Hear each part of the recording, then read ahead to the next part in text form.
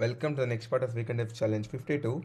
So in this particular part, we'll be seeing the role-based access control for a document vault, that is JSON Web Token Authentication API, Authorization API and authentication. So basically what happens is you have to manage role-based access to that particular whatever the document is there using JWT tokens. So it generates tokens and you have to check for the validity of the token if it is original and authorize using that token. So we have to create that API. So what happens here is authenticates users and generates JWT tokens, embeds role claims inside JWT payloads, extracts and validates JWT signatures securely, implements parameterized RBAC middleware, and then again role-based access control. Yeah.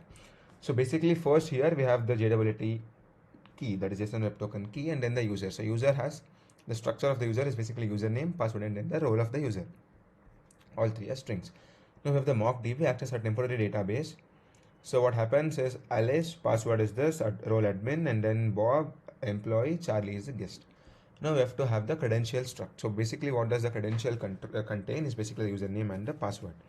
Then we have to then we have the login handler. So basically it checks for the login handler if the login credentials are correct. If yes, then it allows access based on the role.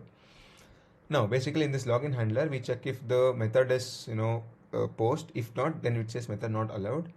And then it it has the credentials whatever I said, and then it checks for the credentials. If not, it says bad request. If it exists in the database, then it continues. If not, it again says unauthorized user, you don't have the access. Now after you get the access, then the JWT map, basically the JWT construct of the JWT is what happens. Basically it contains the username, role, and whatever the exp of that particular user is there, then it has that as well. After that, we have to sign in using the JWT key. So basically, then we try to sign in using the signed string, and then if there is any error, then it says internal server error. If not, then it generates the token as JSON, and then we have that token. Then we'll be using that to access the RBAC middleware. So in this middleware, it first authorizes basically the user.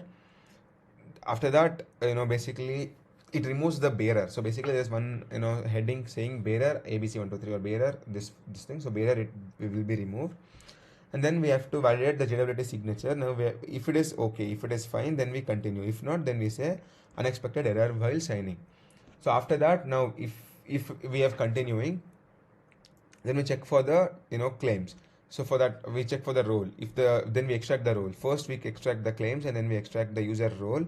So if not, then we say invalid token claims, role not found. If it is found, then we have to check for the access. If the role is whatever in the allowed roles, if that particular role is in the allowed roles, then we take that user role we map it with the existing role, that is basically the admin or the guest or the user, and then we'll make the hash permission equal to true. If there is no permission, then it says forbidden, you have not allowed to access this.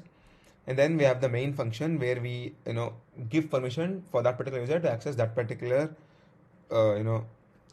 document. So yeah, I mean that's all. So let me run the program. This was also quite easy.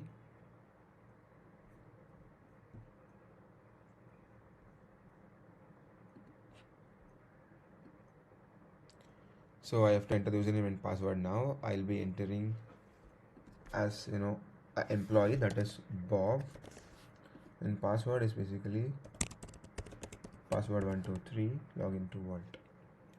So you can see it says I have three options to to check, to access. So you can see the three accesses. So now if I click on access public doc, success, internal doc, success, classified doc, denied. Classified doc is only accessible by admin. So let me submit the program.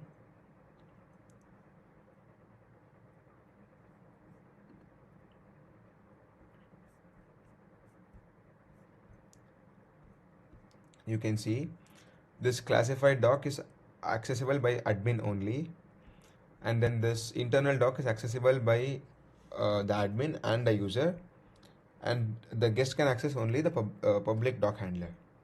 So our discussion is passed, and that's it for this video. I'll see you in the next video. Thank you.